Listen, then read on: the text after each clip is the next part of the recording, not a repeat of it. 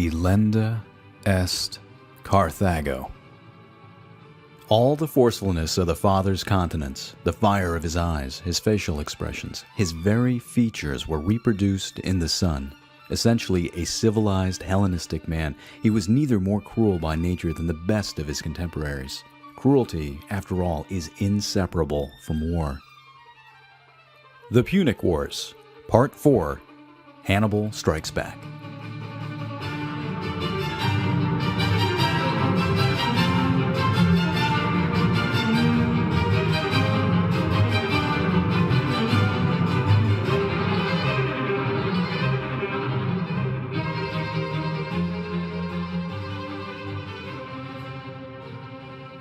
Alright, welcome back to Flashpoint History. This is going to be the fourth of a multi-part series on the Punic Wars, that immense, nay, gargantuan struggle between Carthage and Rome.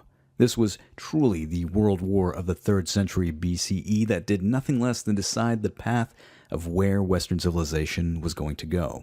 If you ever wonder why the U.S. has a Senate or the words E pluribus unum appear on every dollar bill, well, it all relates back to this. Now, in our last episode, we talked about the death of a legend. Hamilcar Barca was instrumental in restoring Carthage to power. His endeavors reintroduced Carthaginian influence and dominance not only in North Africa, but also in southern Spain. But with the death of Hamilcar, the Barca legacy was not to be lost because his son, Hannibal, also possessed that intrinsic military genius that his father possessed. And Hannibal was destined to lead an army on one of the greatest military campaigns in human history. Now, for those of you out there who have not listened to the first 3 parts of this series, and you guys know who you are, I highly recommend you go back and you listen to them. Otherwise, what I'm talking about is not going to make a whole heck of a lot of sense. Or even worse, the drama and the poignancy of the situation is going to be completely lost to you. However, if you're one of those people that can dive right into the middle of a book and be just fine with it, or if you know this time period like the back of your hand, proceed on. I want to emphasize that there is a video component to this podcast on YouTube, the link for which is going to be in the description of the podcast below. And for this particular episode, I highly recommend you go and take a look at the video as well, because what we're going to be talking about has a lot to do with the movement of armies, both on a strategic and also on a tactical level. The maps that are in this video are going to be very beneficial towards your understanding. As we're on the topic of maps, I'd like to give a special shout out to Adam McKithern, who helped me create maps for this video. Adam, thank you. If you're enjoying what you're listening to, please take the time to give me a like, subscribe, or spread word about the podcast. If you're coming at me from iTunes or Google Play, please rate and review. And for those of you who are feeling especially inspired, leave some comments, or if you have some feedback for me, I will be available at flashpointhistory, that's all one word, flashpointhistory@gmail.com. Either way, sit back and enjoy the show. When I was in college, I had the opportunity to study civilization in the Eastern Mediterranean. After traveling for 3 months, my fellow students and I arrived at the city of Jerusalem. Now, this was a time when there was violence going on in the Middle East, and our class was actually diverted away from the ancient city in order to kind of hunker down in Tel Aviv and wait for our flights to go back to the States. But after traveling for 3 months and basically living out of a backpack, there was no way I was going to miss out on this opportunity. So with that, my good friend and I decided to hitch a ride, and before we knew it, we were at the gate that was right next to the Wailing Wall. Now, I can't speak enough about Jerusalem. The place is just absolutely incredible. But there was something at that gate that day that sticks in my mind to this day. My friend gave me a nudge, and he pointed out an Israeli soldier that was guarding the entrance. This was somebody that was probably not that much older than I was. He was in his early 20s. But it was clear that this guy had seen a lot of sun. He squinted a lot. And he was extremely comfortable in carrying around the fully automatic weapon that was just resting in his hands. The type that has all the accoutrement. But even that was not what my friend was pointing out. He was pointing out the fact that there were 2 clips that were locked into this gun, one that was duct taped to the other, and I didn't understand the significance of that. So my friend explained it to me. He said that this is a soldier that was basically ready for any type of confrontation. He could walk into a firefight, unload an entire magazine towards an enemy, hit the release mechanism, shift it over to the second magazine, again, duct tape to the first one, and keep shooting. And mind you, this to protect a civilian site. And it made me think, what kind of army am I looking at? What kind of army is this person a sample of? And I'm not talking about in terms of political. I'm talking about in terms of simply tactical military here. Now, not to state the obvious, but this was easily a trained, skilled, veteran army that had an unmistakably high state of readiness. It was an army forged in a baptism of fire, and if you know the history of Israel since 1948 onwards, you know exactly what I'm talking about. And it had definitively achieved a level of proficiency based on the knowledge of its predecessors. And here I was witnessing one of the end products of that synthesis. If you look at it in terms of historical perspective, it was an army very much like this, in terms of proficiency and that high-level veteran status that Hannibal inherited from his father in the year 221 BCE. Now, there's a phrase that I find very endearing that I think applies to the situation, and it's based off an adage that's actually attributable to a lot of prominent people in antiquity. And it goes something like this. An army of sheep that's led by a lion will always defeat an army of lions that's led by a sheep. But what if you had a situation like you did in 221? What if you had an army of lions that's led by a lion? What defeats that? Well, it was this particular army that was under the command of Hannibal that was marching on the city of Saguntum in the year 219 BCE. And for the record, folks, all dates are going to be before the Common Era unless specified otherwise. But it was here in 219 at the city of Saguntum that our story begins. Saguntum is a city that's located in the Iberian Peninsula, modern-day Spain. And it was located south of the river Ebro. And this is important because according to a treaty that both Rome and Carthage agreed upon, it was considered to be in Carthaginian-held territory. The problem was that Rome had violated that treaty. It had made an alliance with the city and was sworn to protect it in situations of emergency. And the people of Saguntum only made matters worse. They were constantly being a nuisance to the Carthaginian state. They were attacking Carthaginian strongholds, they were raiding into Carthaginian lands, and eventually something had to be done about them. Hannibal was going to be the man to do it. In 219, he shows up with his army, lays siege to the city. And mind you, this was going to be a siege that was going to last for 8 months. And during this time, the people of Saguntum were crying for help. They were sending envoys to Rome saying, hey, you know what? We poked the bear. He's awake. He's angry. And we're in a lot of trouble. We need some help now. The people of Rome, however, had their hands full. If you look at the historical map, Rome had finished the conquest of Sicily and Sardinia and Corsica. It was engaged in another land war in Illyria. It was trying to secure its land holdings in Cisalpine Gaul, and it really didn't have any more manpower left over to help out the people of Saguntum. And they kind of figured, how good can Hannibal possibly be? And second of all, maybe the people of Saguntum can hold out long enough until we build up an army and send it over there. That'd be a great idea, right? No, not at all. This is a horrible idea. Saguntum falls in 218, and all of its wealth falls directly into the Carthaginian lap. Polybius actually comments on this, quote, money, slaves, and property fell into his hands, which he disposed of in accordance with his original design. The result answered his expectations. The army was rendered more eager for action, the home populace more ready to grant whatever he asked, and he himself was enabled by the possession of such abundant means to carry out many measures that were of service to his expedition. End quote. So Saguntum was basically just a rich appetizer for Hannibal. And of course, the Romans are not very happy with this. They send an envoy to Carthage, and a man by the name of Fabius Maximus appears before the Carthaginian High Council. He demands the immediate surrender of Hannibal and his entire army for punishment. Of course, you got to keep in mind that at this point, Carthage had really rebuilt herself after the First Punic War, and it wasn't going to be pushed around by a mere Roman. Their response was to completely blow him off. And if you believe the tale, Fabius Maximus reaches down, grabs his toga, and creates 2 folds. And he says, in one fold I have war, and the other one I have peace. Which do you choose?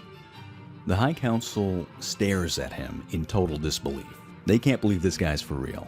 I gotta hand it to Fabius. As far as diplomacy goes, you can't get much more direct than this.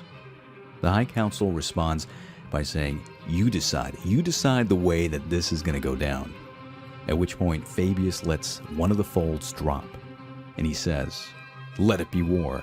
To which the Carthaginians respond, we accept it. We accept it. And with that, in March of 218, the Second Punic War is on. Both sides begin preparing for combat almost immediately. Hannibal, true to his nature, is not going to be playing a defensive war in any of this. No, he's not going to wait for the Romans to come and attack him on his turf. He's going to go after the jugular. His plans are to invade Italy itself. And he does this in a very strategically responsible manner. Starting off at his capital, Carthago Nova, which is the current-day city of Cartagena in Spain, he's got about 90,000 infantry, 12,000 cavalry, and a bunch of war elephants, and he divides it up in order to secure his flanks. 15,000 infantry goes to his brother Hasdrubal to control his base of operations in southern Spain. 11,000 infantry goes to control northern Spain and all the rebellious tribes that are up there. 10,000 he sends back to North Africa in order to protect the Carthaginian homeland. The remainder of the forces, the cream of the crop, so to speak, he places under his own command and sets them marching towards the Pyrenees. To this, he adds his brother Mago, his nephew Hanno, and his top cavalry commander, a man by the name of Hannibal. Now, the Carthaginians are not the only ones making grand plans. The Romans, surprisingly enough, also have a grand strategy. In 218, two consular armies are raised. The first army is placed under the command of Publius Cornelius Scipio. You gotta love these Roman names, they're just so exemplary. This army is given the task of moving via the city of Massilia and then onwards towards Spain, with the idea to take out Hannibal's base of operations in the Iberian Peninsula. The second army was placed under the command of, wait for it, Tiberius Sempronius Longus, and given the simple task of moving via Sicily, invading Carthage, and taking it out. It's a little ridiculous. They might as well bring back milk if they got extra time, right? That said, think about how this compares to the First Punic War. Because here you have these large armies that are moving with clear strategic goals, and they're moving on a very vast theater of operations. This is a far cry from what happened in the First Punic War, where you'd have Roman and Carthaginian armies that basically stuck their thumb up in the air and said, hey, you know what? The wind is blowing that way. Why don't we march that way and just kind of see what happens? This, in comparison, was chess. And for Hannibal, this wasn't just chess. This was chess with a timeline. Because in order for his plans to succeed and for him to invade Italy, he'd have to cross the Alps before they got snowed in. Being the type of guy that thought 3 steps ahead, Hannibal did a lot of really important maneuvers in order to prepare for his expedition.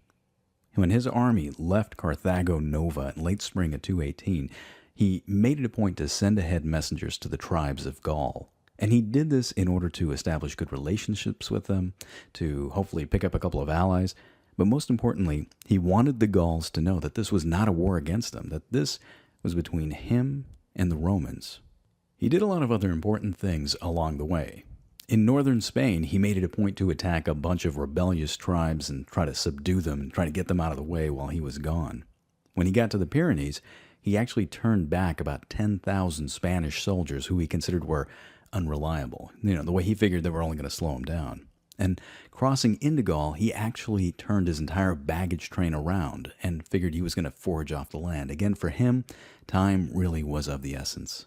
The way that historians figure, by June or July, he was actually able to cross the Pyrenees and enter into Gaul with about 50,000 infantry, about 9,000 cavalry, and 37 war elephants.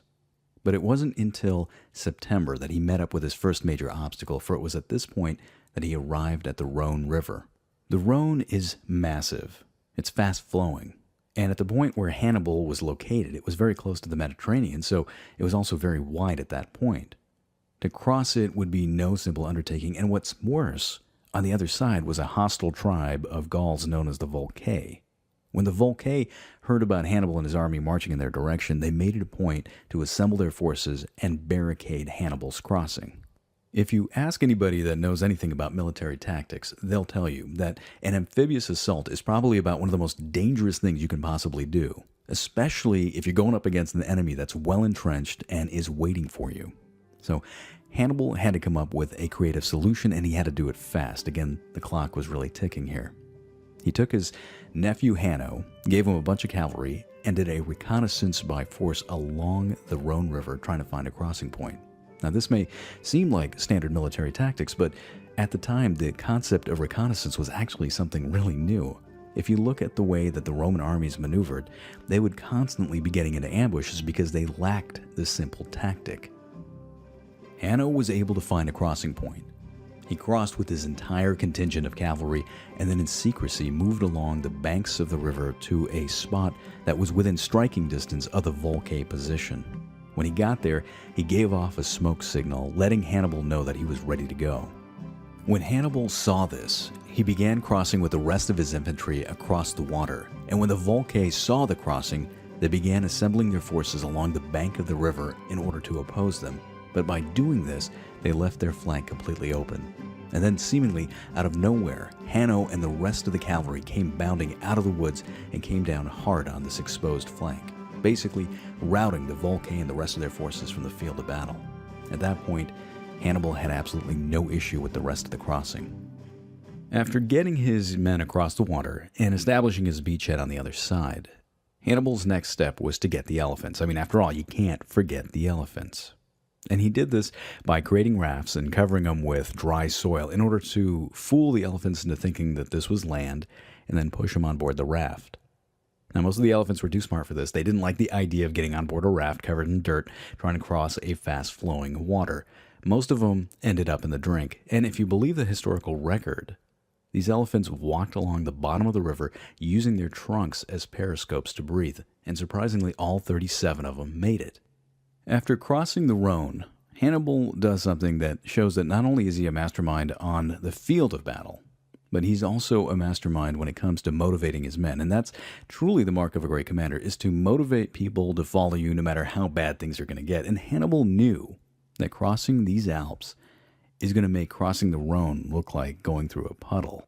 So he throws this post-crossing celebration. And he does it not only to bolster his men's morale, but also to introduce him to these delegates that he's invited from the tribes of southern Gaul and northern Italy, in order to indicate to his men that, hey, you know what? We do, in fact, have allies on this side of the water. I mean, they're here to pledge their help to us. He wants to indicate to his men that, hey, you know what? From here on out, it's going to be smooth sailing. But, of course, this is totally wrong, and Hannibal knows it. Now, Polybius actually has an account of a speech that Hannibal gives. And I love it because from our perspective, you can see it for the BS that it is, but for his men, it's actually a really good bit of propaganda. Quote, Hannibal, after reminding the soldiers of what they had already achieved and pointing out that though they had engaged in many perilous and dangerous enterprises, they had never failed in one. He bade them not lose courage now that the most serious part of their undertaking was accomplished. The Rhone was crossed, and they had seen with their own eyes the display of goodwill of their allies. Let this convince them that they should leave the rest to him with confidence, and while obeying his orders, show themselves men of courage and worthy of their former deeds. End quote. Hannibal's party was not to last very long. He managed to move his army north along the Rhone for several days, but as he did this, a small contingent of his rear guard cavalry bumped into the leading elements of a Roman cavalry detachment. Now, these were the men that were under the command of Scipio. If you recall, he and his consular army were ordered to Massilia, which was not too far from where Hannibal was located, and then they were supposed to move overland to attack Spain. The resulting cavalry confrontation was a bit inconclusive tactically. It was a skirmish. But on a strategic level, this was something that was mind-blowing for both sides. Hannibal realized that he had been detected, that he had to move fast if he was to hold on to any of the element of surprise. And Scipio realized that he was dealing with a Carthaginian that wasn't going to be playing on the defense. In fact, he realized that this Carthaginian commander was advancing on Italy, his homeland. Hannibal stuck with his original plan. He started sending out probing parties in order to find a way to cross the Alps and get into Italy as soon as possible. Scipio, on the other hand, didn't really seem like he knew what he was doing. He divided up his forces, which I personally find questionable, if not stupid, and sent them ahead in order to attack Hannibal's base of operations in Spain, and he placed his brother Gnaeus in command of this force. The remainder of his now divided and, for that matter, depleted consular army he returned back to Italy in order to provide a defense. Historians argue that it was sometime in late October or early November of 218 that Hannibal attempted his 16-day crossing of the Alps. Now, the exact location of where he crossed is still unknown. In fact, there's people out there that have dedicated their entire lives to try to locate this point. So I'm not going to even broach it. However, if there's people out there that have some good insights, please leave it in the comments or email me. In either case, by the time he attempted the crossing, the snows had come and the passes were even more treacherous. And despite this, Hannibal made it a point to bring the elephants. Which, of course, brings up the question, why? Because this is one of those prospects in history like Sherman's March to the Sea or Lewis and Clark's expedition through the Louisiana Purchase. You know, if you make it, you're lauded as this genius. But if you fail, you look like a schmuck. Well, there's a lot of different thoughts on the matter. Everybody kind of has their own opinion why Hannibal did this. Now, my personal take on it is that Hannibal, being the mastermind of the battlefield, realized that there is a strong psychological component to any type of campaign. And if he can convince his men that the elephants can make it, then why not the men as well? Crossing the Alps is perhaps one of the most arduous endeavors in military history. In fact, to simply call it an arduous endeavor is probably a bit of an understatement. The Carthaginians would have to deal with such things as high altitude, exposure, extreme cold, rock slides, narrow passages, complete lack of logistical supply, and to make matters worse, there were hostile tribes in the mountains that would do anything to prevent an army from crossing. One such group, known as the Allobroges, were particularly hostile. They actually attacked the Carthaginian forces on several different occasions. Robert O'Connell, the writer of The Ghosts of Cannae, actually has a very good account of this. Quote, "The Allobroge tribesmen came charging down, hurling rocks, rolling boulders, and launching arrows. Pack animals began to bolt and plunge off the cliffs, dragging their handlers to the rocks below.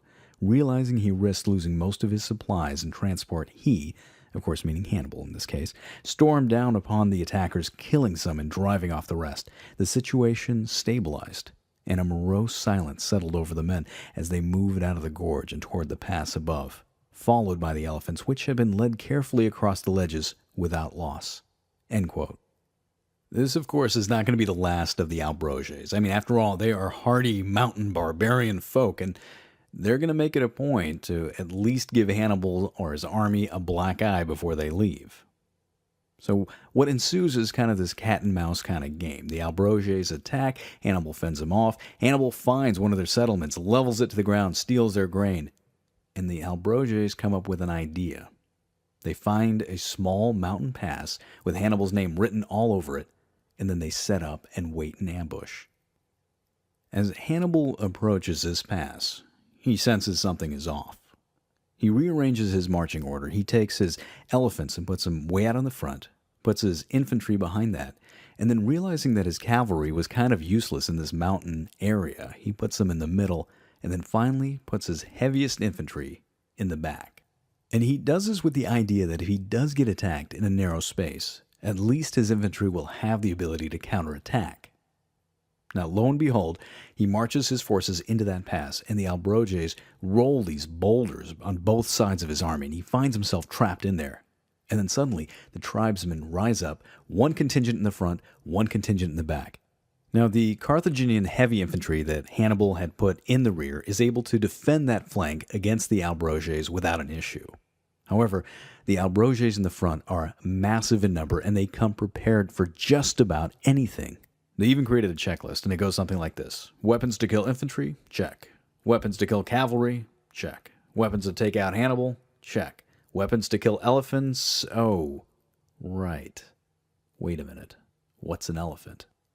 This was something that the Allobroges had never dealt with before. But then again, you can't really blame them. I mean, how many times do you actually find elephants up in the Alps?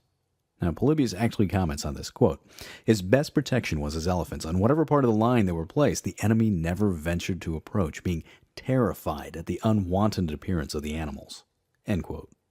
Sensing this fear, Hannibal commanded his elephants to a full frontal attack against the Allobroge front line, and he smashed them out of the way. In fact, most of the Allobroge wanted nothing to do with what was coming after them. The elephants were like monsters to him.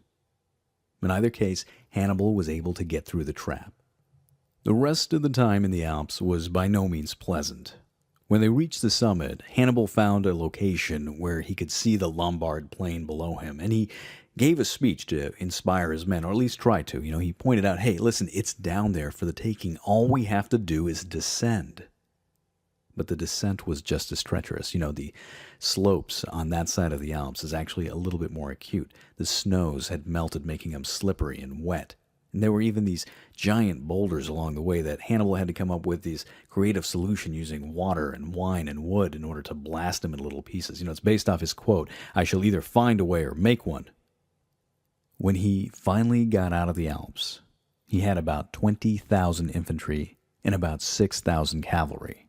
Now, this is of the 50,000 infantry and 9,000 cavalry that he started with. When you read about the historical perspective, people who have described what this army looked like when it came down, it describes it as this army that was decimated, low morale, people falling apart, having malnutrition. Some books go so far as to call it a freeze-dried army. Call it what you will, but that Carthaginian army was now on Italian soil.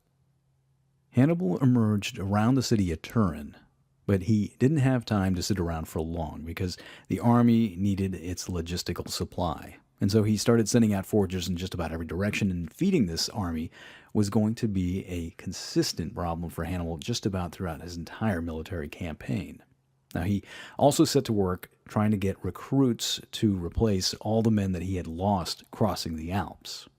Now, while he was doing this, his counterpart, Cornelius Scipio, was doing just about the same thing. If you recall, Cornelius Scipio was the consul of the Roman army that had retreated with a portion of his forces from Massilia back to Italy. When he got back with his half-strength consular army, he immediately set to work around the city of Pisa, trying to hire just about anybody to join the army in order to fend off Hannibal. In fact, to the man's credit, Scipio actually recalled his co-consul Sempronius Longus from his expedition to Sicily in order to help him. That whole defense of the homeland, I guess, must have been really important. Now, both armies started converging on one another. Hannibal started moving down the Po River Valley, while Scipio started moving up from Pisa to the small town of Piacenza. Now, for those of you who have never been to Piacenza, it is an absolutely adorable medieval city. It still has its medieval wall, and 1,300 years later, it was going to be the focal point from which the First Crusade set off. But at this point in history, it was just a small little colony. Now, from here, Scipio started moving his forces up into the Po River Valley, and it was sometime in late November of 218 that both of these armies confronted one another. Hannibal brought about 6,000 men to the field of battle, whereas Scipio brought 10,000. And on paper, that looks pretty darn imposing. I mean, after all, Hannibal is almost outnumbered 2-1. That is, of course, until you look at the composition of Scipio's army. Hannibal brought 6,000 cavalry, and as I had mentioned earlier, these were the elite of the elite, whereas Scipio brought about 3,000 cavalry, whereas the rest, almost 7,000 men, consisted of Velites. If you recall, Velites were light infantry. These were men that had very little as far as training. They were lightly armed. They had very little as far as armor. Most of them only had a javelin to fight with. And these are the type of people that you really didn't want to have as the core of your army, but Scipio didn't really have much of a choice. After all, the nincompoop actually sent half of his army to Spain, and he was really scraping the bottom of the barrel in order to fill the ranks.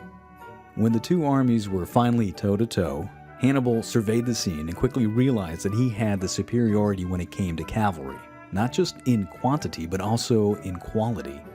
And when he realized that the bulk, the core of the Roman army consisted of these Velites, he must have thought to himself, my goodness, is this the best you guys can do? I mean, we came here looking for a fight and you're going to bring that rubbish? Hannibal ordered his heavy cavalry into a direct frontal attack against the Velites. And now, if you can imagine these heavy Spanish cavalry, These are men that have seen battle 100 times. They're extremely well trained. They have heavy armor. They're extremely well armed, going up against guys that have basically sticks to throw back at them and had just gotten done reading the instruction manual on how to throw javelins. You can imagine how that one's going to turn out. The Velites started tripping and stumbling on one another in retreat. That retreat turned into a rout, and before long, the Velites started stumbling into their own Roman cavalry, rendering even the cavalry useless. And it was into this mess that Hannibal decided to throw in his Numidian light cavalry. Now, the Numidians, if you recall, were renowned for their speed, and because of this, Hannibal used them to hit both the left and the right flank of the Roman army. This was going to hurt. The Battle of Ticinus River was a complete Roman defeat. However, it could have been a lot worse because most of the Romans were able to extricate themselves from the fighting. But it did suffer about 30% losses. And one of those losses was actually the consul himself. Publius Cornelius Scipio was so severely wounded that he was rendered unfit for command. Now, if you believe the tale, he was saved by his son, who was also known as Publius Cornelius Scipio, because of course, that's just the way history is. But for the purposes of this podcast, I'm going to call him Scipio the Younger. He's going to be a man that's going to be remembered by history by a much more prominent title, but more on that to come. This particular day, Scipio the Younger learned what it meant to go toe-to-toe with Hannibal, and it wasn't going to be his last lesson. The Roman army at this point really didn't have much of a choice. It had to retreat. It started falling back across the river, destroying the bridges it had created so that the enemy could not follow. The Carthaginians, who were in close pursuit, made the mistake of raiding the now abandoned Roman camp. Now, you can't really blame them for this. These guys were starving, after all, coming out of the Alps, and so they were going to steal anything that wasn't nailed down and eat anything that was edible. Scipio managed to get back to much more defensive territory, where he awaited the return of his co-consul, Sempronius Longus. Now, if you recall, this was the guy that was given the task of going to Sicily and then invading North Africa and taking out Carthage. When he got back to Italy, he forced-marched his men to meet up with Scipio. And when the two consuls finally got a chance to meet and talk it out, they had to decide what to do next. Scipio was of the mind that, hey, let's use this time to train these raw recruits in order to make a much more effective fighting force. After all, Scipio knew what he was dealing with. Longus was a product of the Roman system, however. He was given 1 year to prove himself, and he kind of considered his co-consul a bit of a wuss, and he wasn't going to put up with that. He was going to go after there, hunt down Hannibal, and get that glory. And with that, Longus pressed for the attack, and he didn't have to go very far. In December of 218, the two armies met again on the Trebia River. This engagement started off as a cavalry clash between the two sides, but before it escalated into a major brawl, Hannibal still had preparations to make, and he actually recalled his forces. And to the credit of his men, they were actually able to disengage in good order. Now, this was going to be the hallmark of Hannibal. He was only going to fight on land and timing of his choosing. And this, of course, is the mark of a really good general, because if you can make the other guy dance to your tune, it means you've got the upper hand. Now, Hannibal had a little bit of insight into his opponent. He knew that Longus was a consul. He knew that the Roman system was designed in such a way to make these guys go crazy and nuts towards the end of their consulship. And he knew that if he positioned himself just right, Longus would come after him. So with that, Hannibal positioned himself on the opposite side of the river, and it was in a location that was flanked on one side by a dense marsh and some hills, which forced his opponent to march a certain way to get to him. Now, once Hannibal had found the ideal location, he started sending out these lightning raids to attack Longus's camp, and he would do it at the break of dawn in order to really infuriate the guy. It was sometime around December 18th, or the winter solstice, according to the historians, that Longus had finally had enough. He roused his men at the break of dawn, gave them very little sleep, didn't even let them eat breakfast, and got them to start marching. And then they had to march about 7 miles, and finally they got to the Trebia River. Now, when they got there, there was no place to cross. There were no bridges. There was no shallow area for them to wade through. No, he made his men march in water that, according to the historians, was up to their necks in frigid, frigid cold weather.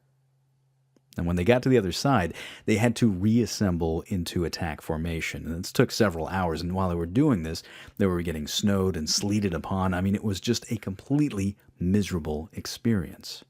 Now, juxtapose this to Hannibal. Hannibal had his men sleep in. He had them have a hearty meal. He partied with them the night before. He even had his men rub themselves up with olive oil, which protected them from the cold. If you think about the way these two armies were prepared for this battle, Sempronius's men were basically doing their best not to freeze to death, whereas Hannibal's men were basically having a beachside barbecue. And this wasn't going to be the only advantage that Hannibal brought to the field. After the Battle of Ticinus, many of the tribes of northern Italy, the Celts and the Gauls, they actually rose up in rebellion. Many of them flocked to Hannibal's banner. There was even an instance where a bunch of Gallic mercenaries rose up against their own Roman masters, butchered them, just to prove their allegiance to the Carthaginians. Now, this is going to be one of those situations where, again, like the previous battle, on paper it looks like the Romans have the advantage. They brought 42,000 men to the field of battle, whereas Hannibal only had 30,000. But look at the composition again. Hannibal had 20,000 infantry, but now he had 10,000 cavalry. The Romans, while they had the advantage in the infantry, they brought 38,000, they only had about 4,000 cavalry. So very much like the Battle of Ticinus, Hannibal had the advantage with the faster-moving units, both in quality and also in number. And with somebody who knows how to use them, it is decisive. Both of these armies arranged themselves toe-to-toe in the classical tradition of antiquity. You'd have your infantry in the middle, and you'd have the cavalry on both flanks. The only difference was that the Romans put their best units, their Roman legions, right in their center, whereas Hannibal put his worst. He put the Gauls and the Celts, all these mercenaries that had just risen up in his center point. And when the Romans saw this, they made them the focal point of the attack. Hannibal was not going to be the type of person that was going to surrender his greatest asset. He wasn't going to give up the mobility of the battlefield to his enemy. So, as the Romans started marching on his center, he threw his Numidian light cavalry on both Roman flanks. His cavalry smashed into the Roman cavalry and basically blasted them from the field of battle. He wanted to kind of eliminate them from the equation. At that point, his cavalry had been trained to turn 90 degrees inward and smash into the Roman flanks.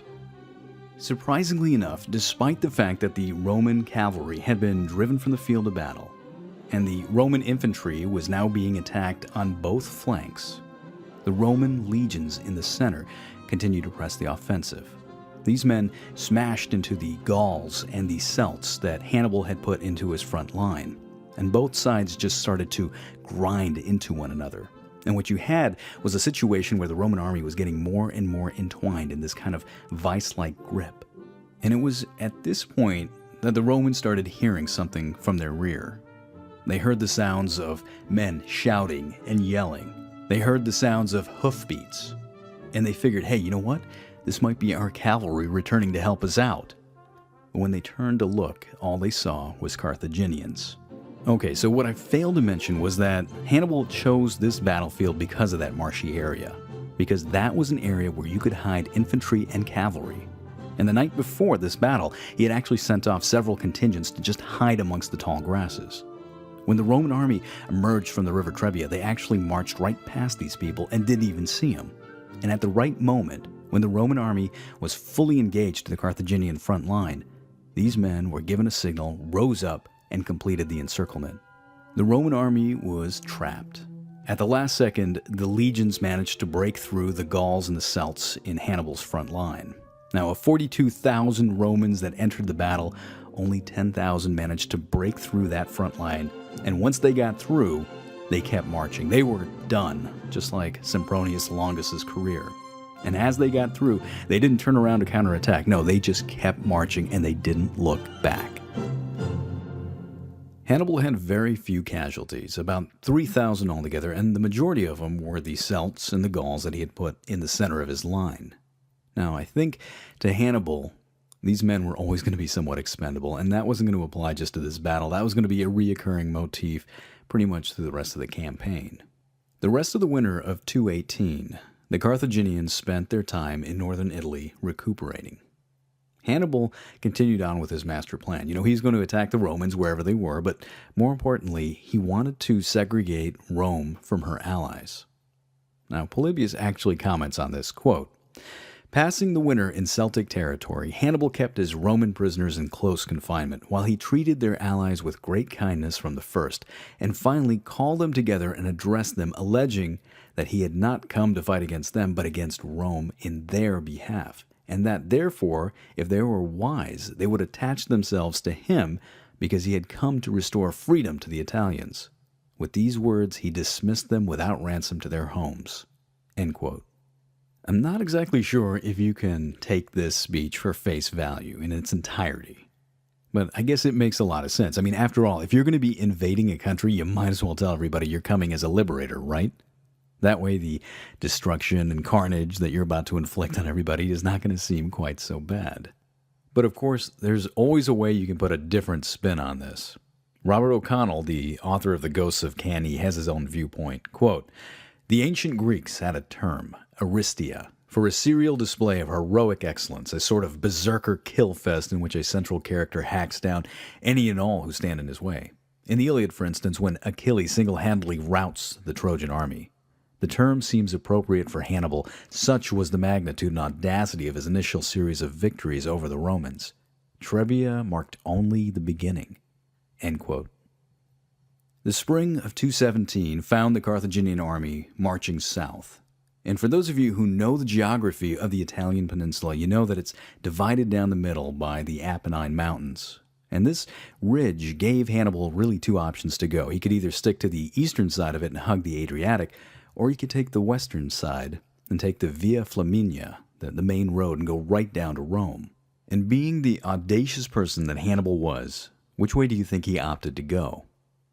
Now, the Romans had a different philosophy on this. They were going to defend everything. They weren't too keen to understand the psychology of their opponent. And so, in the beginning of 217, they raised two new consular armies, elected two new consuls, and decided to protect both approaches. Now, unfortunately, folks, both of these consuls sound a lot alike. To the eastern side, along the Adriatic, they sent a man by the name of Gnaeus Servilius Geminius, and to the western approach, they sent a man by the name of Gaius Flaminius. Hannibal, of course, was going to take the most direct path to the capital. He was going to take the western approach. And when Gaius Flaminius heard about this, he immediately sent his entire force to the city of Arretium.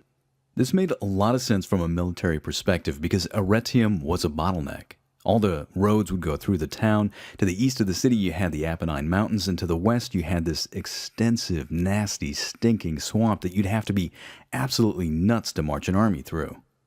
So, Flaminius moved his entire force there and set up a very strong defensive position, and then waited for Hannibal to come. And then he waited, and waited, and nobody showed up. It was a few days later that Flaminius started picking up reports from his scouts, and I can almost imagine the scene. The scout going up to him and saying, "Sir, we've finally picked up on Carthaginian activity as you ordered, but the problem, sir, is that it's coming from the rear. Yeah, we're not exactly sure how, but the entire Carthaginian army is now between us and Rome. What would you like us to do?" Hannibal was not the type of commander that was going to attack his opponent at his strongest point, not by a long shot. For 3 days, he had rerouted his army and had marched him through that swamp. And barring his trek up through the Alps, this was going to be probably one of the most difficult endeavors that he was going to attempt. He actually had quite a few casualties during this passage. Most of them were the Gauls and the Celts, again, people that he kind of figured were expendable. And he kind of did this to himself because he put these men at the rear of the marching order. And if you could imagine, after tens of thousands of soldiers have marched through a swampy area, what's left is kind of a quagmire. And most of these guys end up just drowning. This wasn't going to be his only loss. At this point, he was down to one elephant, most of which had died during the winter months up in northern Italy. And what's more, while he was in the swamp, he actually had an infection set into one of his eyes, which he ended up losing. So he was actually down to one eye as well.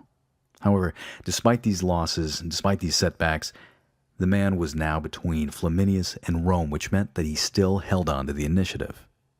So now that he was in this position, Hannibal really wanted to utilize it for what it was worth. The first thing that he did, which was a lot different than the Roman Senate, was to understand the psychology of his opponent.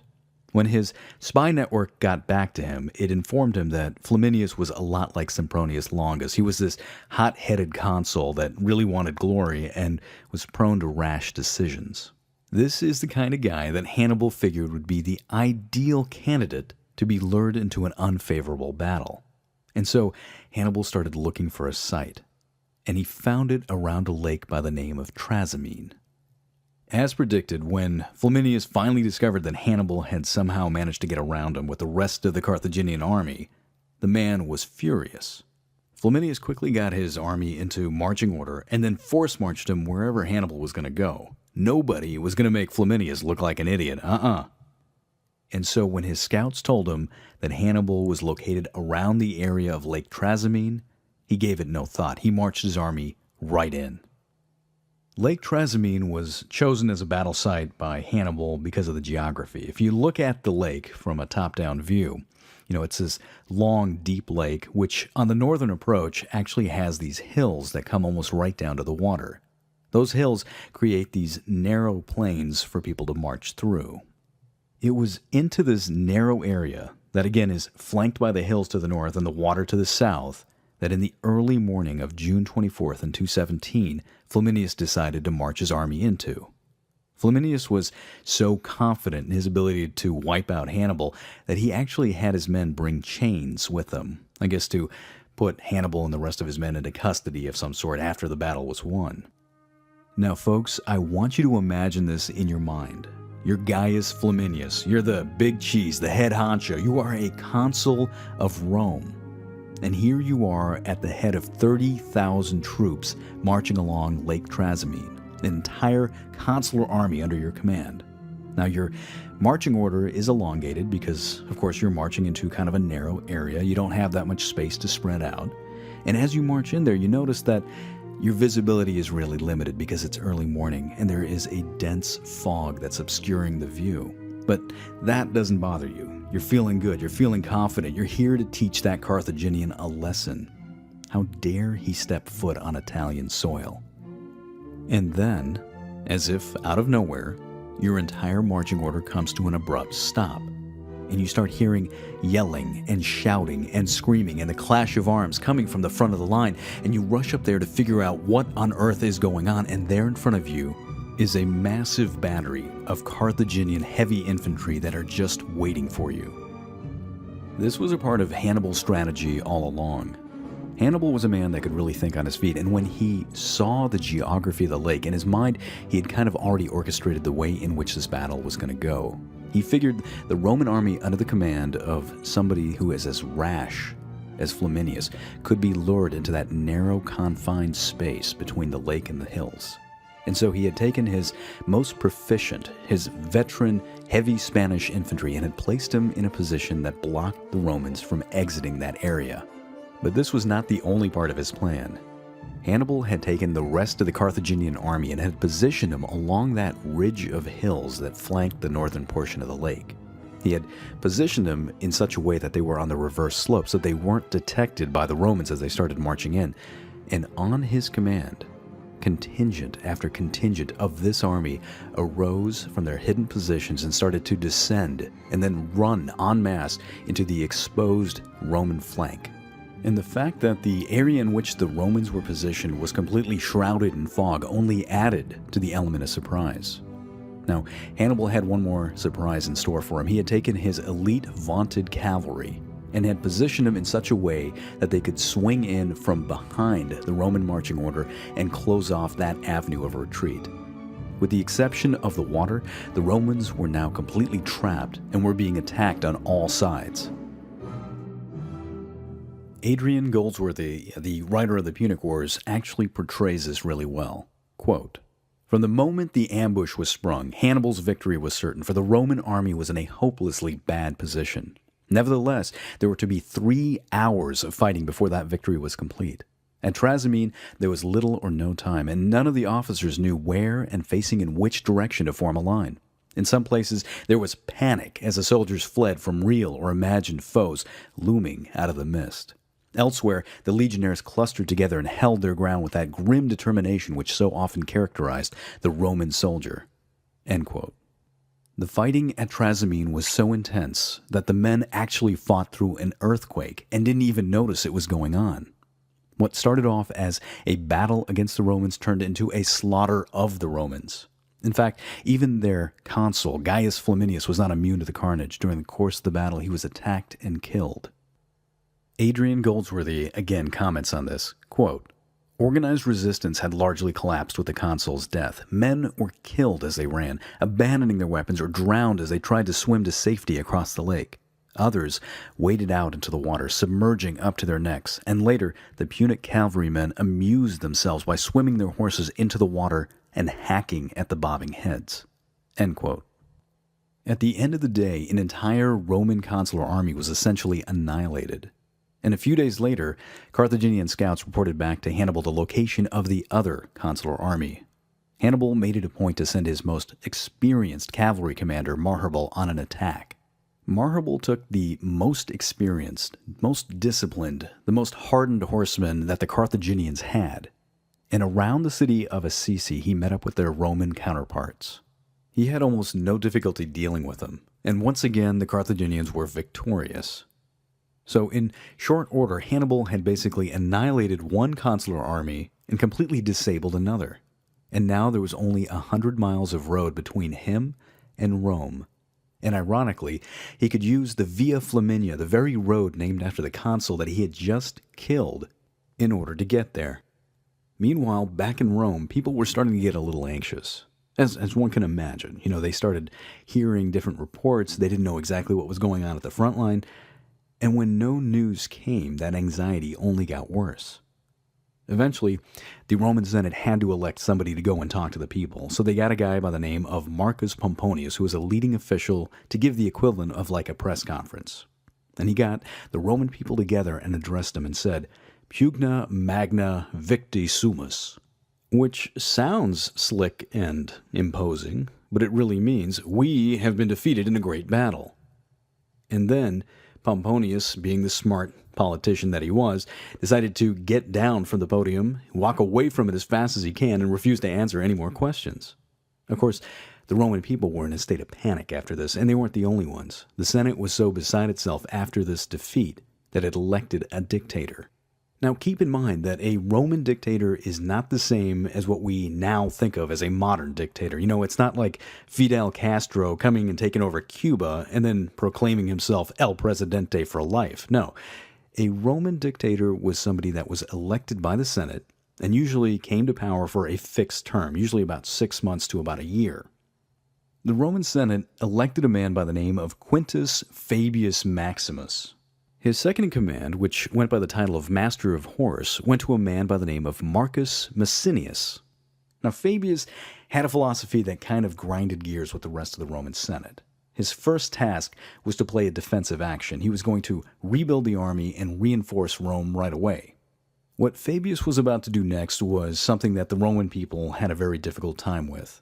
He wasn't going to go out there and attack Hannibal directly. He was going to employ something that we would probably consider today to be attritional warfare. He was going to cut off Hannibal's ability to feed his troops, burn the fields, close off all the grain silos, bar the doors to any Roman or Roman allied cities so that Hannibal couldn't get in. The problem with this is that it's going to take a lot of time, and the longer it takes, the more of an anathema it becomes to the Roman people. As Fabius was employing what would later be known to history as the Fabian strategy, Hannibal opted to cross over the Apennine Mountains and begin raiding the Adriatic coast. Now, wherever Hannibal went, Fabius would send his army. He would shadow him, but never get into a direct confrontation. And as Hannibal made his way down the Adriatic coast, he eventually decided to cross over the Apennine Mountains and enter into a region known as Campania, which was the heartland of the Roman Republic. This was an area that was near and dear to the Roman Senate. And every single chance that Hannibal would have to tempt Fabius into battle, he did, to which Fabius declined. Now, Hannibal, as I've always mentioned, is no idiot. He picked up on the Fabian strategy right off the bat.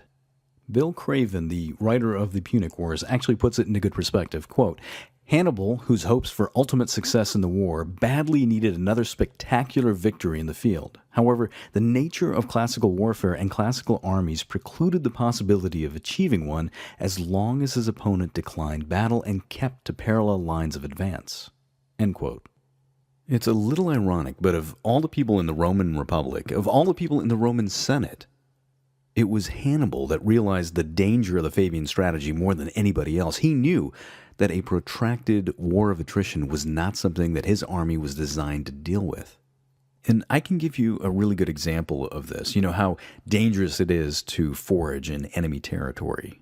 It was at this point that Hannibal's foraging activities brought him to the Volturnus Valley. Now, the Volturnus is located just north of the modern-day city of Napoli. It's a valley where you only have certain passes that lead into it, and there's only certain bridges that actually go over the fast-flowing Volturnus River. It's the ideal place that you can trap an army. Now, Fabius, despite his overall strategy getting very bad review in Rome, the man knew a good opportunity when he saw one. When he realized that Hannibal's army was inside of this valley, he maneuvered quickly to block all the bridges and to cover all the passes, and he figured that as long as he kept Hannibal trapped inside of there, his army would basically starve to death. Hannibal realized the danger that he was in, and he knew he had to come up with something quick in order to get out of there. One night, a Roman sentry that was guarding one of the passes saw in the distance a line of torches that were slowly moving towards him. The various components of the Roman army that were blocking the other passes started giving up their positions one by one in order to congregate at this one spot. They had to create a force big enough in order to take out Hannibal's army right here, right now. And the line of torches started getting closer and closer. And then the Romans looked at this and they said, you know what, something seems to be wrong here. Why are these people marching in a straight line? Why are they not forming up in some sort of battle formation? This doesn't make any sense. And so they got one of their sentries to go down there and check it out. And when this scout got within visual range of the torches, he didn't see men holding them. He saw oxen. Hannibal had basically taken all of the pack animals from his baggage train and had attached torches to their horns, and then started marching them towards one of the passes. Now, from a distance, this looks like an army on the move. And when the Romans figured this out, they must have thought to themselves, hey, you know what? If we're all here going up against pack animals, then where is Hannibal's army? And more importantly, who's blocking the other passes? Hannibal managed to escape that night. And not only did he manage to escape from the Volturnus Valley, he managed to cross over the Apennine Mountains and found greener pastures along the Adriatic coast once again. When word got back to Rome about how Fabius had been duped, the man looked like a complete and total idiot. In fact, he lost enough accreditation that the Senate moved to increase Massinius, his second in command, to the level of co-dictator. In fact, the Senate even gave Massinius command of a big chunk of the Roman army. Now, I'm not going to go into exquisite detail about the autumn of 217. Suffice it to say that after Hannibal crossed over the Apennines, he managed to find some very rich foraging ground around the city of Gerunium. In fact, he decided to set up this place as a winter camp. When Massinius heard about this, he sent the Roman army in order to directly attack Hannibal. Massinius actually managed to find a small Carthaginian foraging group and drove it from the field of battle. When the Roman Senate heard about this, they blew this thing up into a massive victory because they were kind of desperate for any type of good news. And this, of course, only inflated Massinius' ego to an all-new level. He was very eager to attack Hannibal again, which he did, and Hannibal lured him into a trap and almost annihilated his army. That is, of course, until Fabius managed to arrive at the scene of battle and managed to save Massinius. You would think at this point that the Roman people, and the Roman Senate for that matter, would have learned their lesson. And they would have figured out that, hey, you know what? Maybe what we need is somebody that's not just a politician, but is actually a battlefield commander, somebody who's got a little finesse that can deal with somebody like Hannibal. But in fact, they drew the exact opposite conclusion. They figured that an understrength consular army was defeated at Ticinium, that a full consular army was defeated at Trebia and Lake Trasimene, and here a double-strength consular army was able to kind of hold its own, kind of, sort of. So the answer has got to be a quadruple-strength consular army. because, brute force didn't work the first, second, third time, so more brute force might work this time. And this is exactly what the Roman people did. 8 legions, 8 allied legions, put together again into a quadruple consular army. And in the beginning of 216, 2 new consuls were elected, and again, not so much for their military forte, but because both of these men were not big proponents of the Fabian strategy, again, of attritional warfare. In the beginning of 216, Caius Terentius Varro and Lucius Aemilius Paulus were elected as co-consuls and given command of this massive army. Confrontation was going to be inevitable. Hannibal's exploits were quite impressive. He left the city of Carthago Nova in 219 and had managed to traverse all of Spain, take out the city of Saguntum, cross over the Pyrenees, somehow managed to go across the Rhone against opposition, and do it again across the Alps. He had defeated a Roman force at Ticinium and then again at Trebia, and had managed to completely pulverize a force at Trasimene. He had managed to escape the confines of the Volturnus Valley, and now had 50,000 men under his command. But the Roman army that was hunting him numbered 86,000. The Romans took the early portion of 216 to develop and train this massive army, get it ready for field operations, and when it was finally ready, the consuls immediately took it into the field in order to take on the Carthaginians. Now, according to the Roman tradition, which Hannibal was fully versed with, the consuls would take command of this army on alternative days. And if you look at the psychology of the men, Paulus was much more conservative. He was always stressing caution, whereas Varro was much more aggressive. He really wanted to get into the thick of things. If you look at it in terms of Freudian psychology, Varro was definitively the id, whereas Paulus was more the superego. And this was precisely what Hannibal's spies reported back to him. When Hannibal discovered that this juggernaut of an army was coming after him, he decided that the only way to deal with it was to fight it on a field of battle of his choosing. And the place that he chose was a long, treeless plain that was located next to the river of Phitis, which was located next to a small town known as Cannae. And it was here, in the middle of summer on August 2nd in the year 216, that these forces met and engaged in battle. Now, Paulus, true to his word, stressed caution. He didn't want to rush in. But it wasn't his day to lead. Varro, seeing that the enemy was right there and arranged for battle, couldn't resist, and with his command, the Roman legions started marching in. Varro had arranged the Roman formations almost based on textbook tactics. He had the Roman legions, the strongest men, in the center, and the Roman allies on their sides, and then on the flanks, he had the Roman cavalry. Keep in mind that these were almost the exact same tactics that were used at the river Trebia. The only main difference was that Varro had squashed the Roman legions closer and closer together. He gave up the idea of having a broad front in order to develop this battering ram strategy. His idea was to replicate what happened at Trebia. He was going to take his Roman legions, smash it through Hannibal's front line, divide the Carthaginian army into 2, and then destroy it piecemeal. Hannibal's tactics, much like the men, were a little bit more intricate. He had taken his light infantry, his weakest units, the Celts, the Gauls, or at least what was left of them, and had put them in his center. And he had arranged these units in the form of a semicircle with the bulge of the circle sticking out towards the enemy. It was on either side of this bulge that he actually placed his heavy veteran infantry. And on his left flank, under the command of Hasdrubal and his cavalry commander Marharbal, he had placed his heavy cavalry. And on his right flank, he had placed the light Numidian cavalry under the command of his cousin Hanno. Hannibal understood his men. He knew that his veteran units would do their job. The only weak link in the chain were those light infantry that he had in the middle. And it was here that he placed himself and his brother Mago. It was at this point that the Roman legions were making their move against Hannibal's center. Now, Hannibal's first action was to throw his heavy cavalry on his left flank into the Roman horsemen counterparts on that side. The Carthaginian heavy cavalry smashed into the Roman horsemen and made short work of it. Paulus was actually in command on this side, and he was knocked from his horse.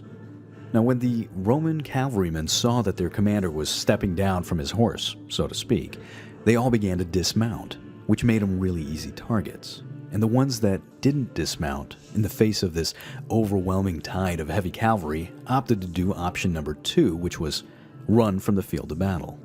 Paulus, who again was knocked from his horse, managed to regain his feet and make his way to the center of the line in order to take command of the Roman legions at the center.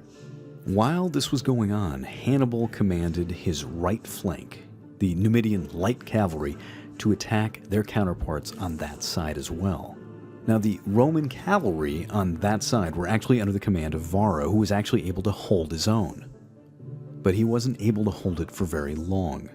Hasdrubal and Marhable, who again were in command of the heavy cavalry, managed to ride around the entire Roman army and hit Varro and the rest of his cavalry in the rear.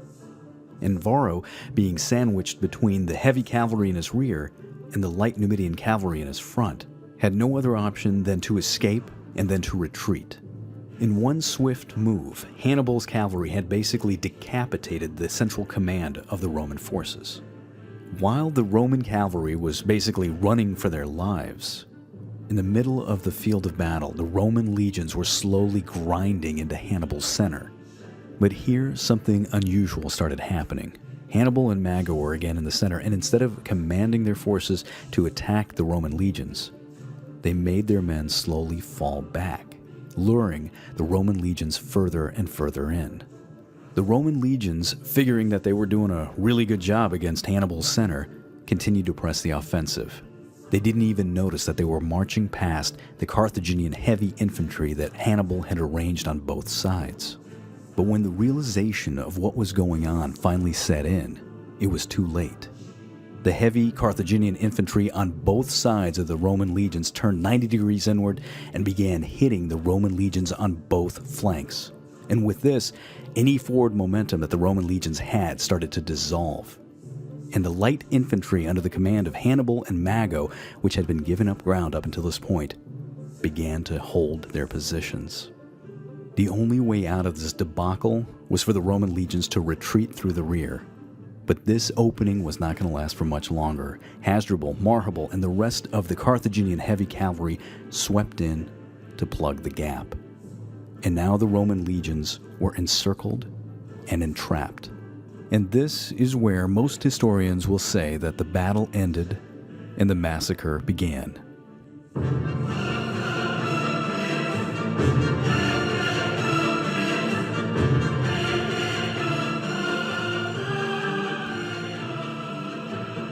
Barry Strauss, the author of Masters of Command, actually has a good perspective on the conclusion of this battle. Quote, "For the Romans trapped in Hannibal's vice, it was a foretaste of hell. Every sense was tormented. Sounds included horns and trumpets, war cries in a half-dozen languages, the thud of tens of thousands of marching feet, the thunder of hoofbeats, the clash of iron, and the screams of the dying. Smells ranged from the slaughterhouse stink of bloody entrails to the more ordinary stench of sweat, vomit, urine, and feces. The dust churned up by the local south wind blinded some. Others had a clear sight of the field so covered with blood and slippery corpses that just standing was difficult." End quote. The magnitude of Cannae cannot be understated. This was a battle that most historians agree really doesn't have an equal. You have a smaller army that was able to encompass a larger army and completely annihilate it. The figures range between 50 to 70,000 dead. Now, when we talk about casualties in most battles, we talk about the people that were either killed, were captured, were wounded, or were missing in action. And again, that day, it was estimated 50 to 70,000 dead. How do we get to this number? Well, perhaps the best way to put this thing into perspective is to compare it to other battles throughout history. And I want to emphasize right away that in no way am I implying that the people that died in these other battles or that the battles themselves are in any way less important in their own respective fields. What if we were to say, compare this to maybe D-Day? You know, Omaha Beach, June 6, 1944, for those of you who have seen Saving Private Ryan and the imposing scenes that are in the beginning of that movie. It was estimated that there were about 3,000 casualties that day. What if we were to perhaps compare this to the Battle of Gettysburg, the largest battle in North America? It was estimated that there were 53,000 1,000 casualties in that battle, but that took place over 3 days, and most of them were wounded or missing or captured. What about the first day of the Battle of the Somme? July 1st, 1916, when men were walking in incoming machine gun and artillery fire. It was estimated that there were about 60,000 casualties that day. And again, most of them were wounded. So how do we get to Cannae? How do we get to 50 to 70,000 dead in a single day? We'll try this one on for size. August 6th, in the Common Era, 1945, a single bomber arose from its base in the Pacific and made its way towards Japan. Unlike many of its predecessors in the Second World War, this bomber only unleashed one bomb, which it unleashed against the city of Hiroshima. Now, if we don't include the people that died of starvation and exposure and radiation and burns and sickness, it was estimated that on that day, in the fires of a nuclear bomb explosion, 70 to 90,000 people died. Cannae was Hannibal's masterpiece, but it was also a horror of humanity. It was slaughter imposed on people without the advent of things like gunpowder, machine guns, flight, internal combustion, nuclear fusion. Robert O'Connell, the author of The Ghosts of Cannae, actually has a good perspective on this. Quote, "We live in an age where killing is cheap, virtually automated. That was far from the case at Cannae. Other than those who succumbed to the heat, each of the men who died had to be individually punctured, slashed, and battered into oblivion. One modern source estimates that in order for the necessary killing to be accomplished in 8 hours, over 100 men had to be dispatched every minute. Yet even this astonishing figure underestimates the swiftness of the profusion of the slaughter, since the estimate assumes that the killing took place at a regular rate throughout the day, and not in a great spasm toward the end as it actually happened." End quote. There were, of course, some survivors of this battle. It's estimated between about 3,000 and 5,000 men managed to actually make it out of that ring of destruction.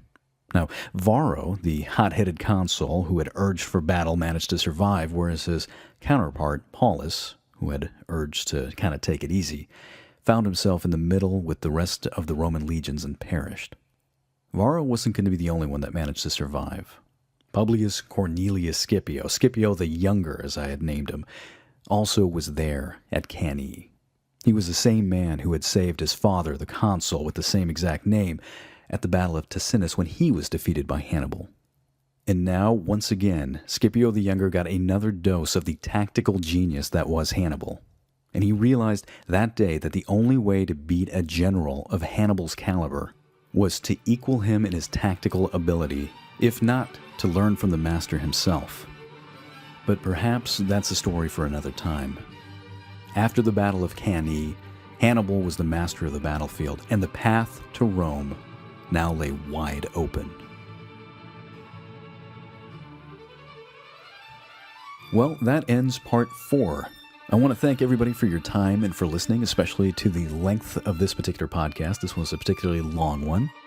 Join us next time when we talk about the rise of the Scipio family, or in the plural that I just invented, the Scipii, and Rome's return from the brink. Now, for those of you who have liked what you listened to, please take that extra step and hit the like button, subscribe, or at least spread word about the podcast. For those of you coming at me from Google Play or iTunes, please rate and review. For those of you out there who have a lot to say, leave some comments, or if you have some feedback for me, I can be contacted at flashpointhistory, that's all one word, flashpointhistory@gmail.com. Until then, thank you so much for your time and for listening.